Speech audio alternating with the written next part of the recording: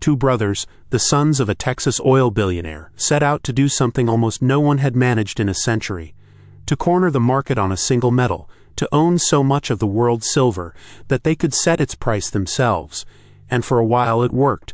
Silver climbed from around $6 an ounce to nearly $50. But here is the strange part. The buyer holding that price up was mostly them.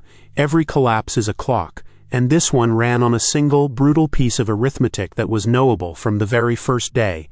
The two richest men alive were about to discover they had built a fortune they could never sell. The brothers were Nelson Bunker Hunt and William Herbert Hunt, and they did not see themselves as gamblers. They distrusted paper money, feared inflation, and decided that silver, real physical metal, was the safe place to put a fortune. So from the early 1970s they began to buy and buy and buy. And the one number that mattered, the number that was knowable from the very first day, was the leverage. How much of this they were doing not with their own money, but with borrowed money and margin. And here is the honest difficulty at the center of this one. By the end, a civil jury would find that the Hunts had conspired to manipulate the silver market. But they were never criminally convicted of it.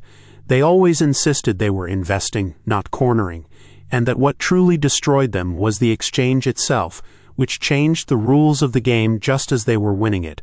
So this is a story with three possible shapes: a manipulation, a reckless bet, or a rigged ending, and we are going to lay all three on the table. Start with what it actually means to corner a market, because it is stranger than it sounds. Silver, like most commodities, trades in two places at once: the physical metal itself and futures, contracts to buy or sell silver at a set price on a future date. Most people who trade futures never want the actual metal. They settle up in cash. The whole system quietly assumes that almost no one will ever ask for the real thing. A corner attacks exactly that assumption.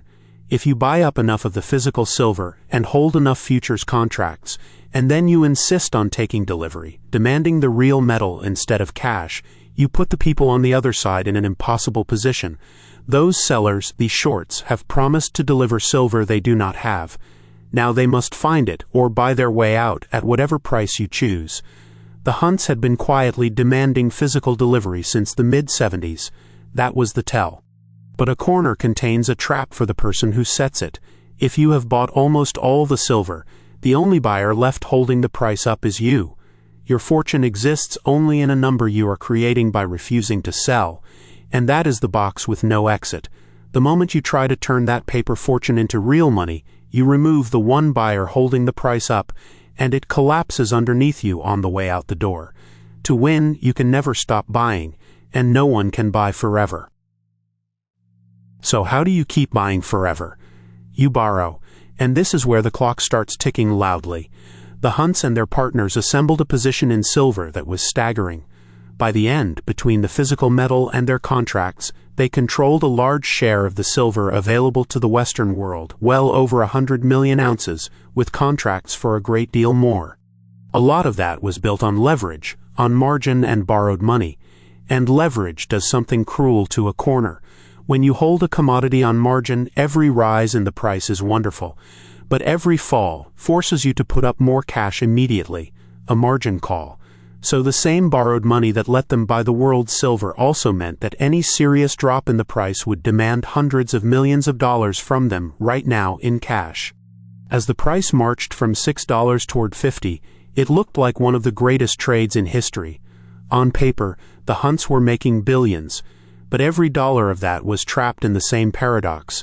It was only real if the price stayed up, and the price only stayed up because they kept buying, and they could only keep buying as long as the borrowed money held out. This is the part that was knowable from the first day. A corner built on leverage is not a position. It is a countdown. It does not need anyone to cheat it or attack it to fail. It only needs the price to stop rising, because the instant it does, the math that built the fortune runs exactly backwards. And then, in January 1980, the rules of the game changed. The commodity exchanges, first in Chicago, then the big silver exchange in New York, COMEX, moved to rein the market in. They raised the amount of cash traders had to put up. They set limits on how much silver any one trader could hold. And then COMEX took the step that mattered most for a corner. In late January, it restricted trading in silver to liquidation only. meaning many traders could sell a position to close it out, but could no longer buy to build one up. For a position that survives only by buying, that closed the door. Now the Hunts cried foul, and here we have to be careful because the accusation is serious, and it was never settled. Some of the board members at COMEX who voted on these rules held their own positions in silver. On the short side, betting the price would fall. The Hunts argued the exchange had changed the rules to save its own members at their expense. What is documented is that several directors did hold short positions. Whether the rules were written to enrich them or simply to stop a market that had genuinely come unhinged was never proven either way. And it is worth holding both possibilities at once, because the same regulators would later conclude the Hunts themselves had manipulated the market. Whatever the motive, the effect was immediate. With new buying choked off and the cost of holding raised, the price of silver stopped climbing. And the moment it stopped climbing, the countdown that had been running quietly since the very first borrowed dollar began at last to run out loud. The price fell, slowly at first, and then all at once. On the 27th of March, 1980, a day the markets remember as Silver Thursday, silver collapsed, losing roughly half its value in a single day, down toward $10 or $11 an ounce. And the leverage did exactly what leverage does. The Hunts were hit with a margin call they could not meet, on the order of $100 million owed to their broker. That broker was a firm called Batch, and this is where a private disaster became a public one. The Hunts owed Batch so much that if they defaulted, Batch itself might fail, and a major brokerage collapsing could set off a panic across the whole financial system. The richest men in the world had become too entangled to fail quietly. To contain it, a group of banks arranged an enormous loan, around $1.1 billion, to let the Hunts settle their debts in an orderly way. It is worth being precise. That was a private bank loan, secured against the brothers' oil and other assets, not a government bailout of taxpayer money. Though the Federal Reserve watched closely and encouraged the banks to resolve it without burning the system down. The reckoning took years, and it came through the civil courts, not the criminal ones. In 1988, a jury found that the Hunts had conspired to manipulate the silver market in a lawsuit brought by a company that had lost money on the other side. The damages in that case came to around $132 million, not the billions you sometimes hear, which lump in other claims and back taxes. Regulators separately fined the brothers and banned them from trading commodities for life.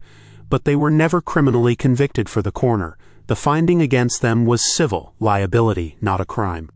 And the men who had tried to buy all the silver in the world, that same year, Nelson Bunker and William Herbert Hunt filed for bankruptcy, crushed by the judgment, the debts from the collapse, and years of back taxes. Two of the richest people on earth, undone by the one thing their fortune could not buy, a way out of a price they had built too high to ever sell.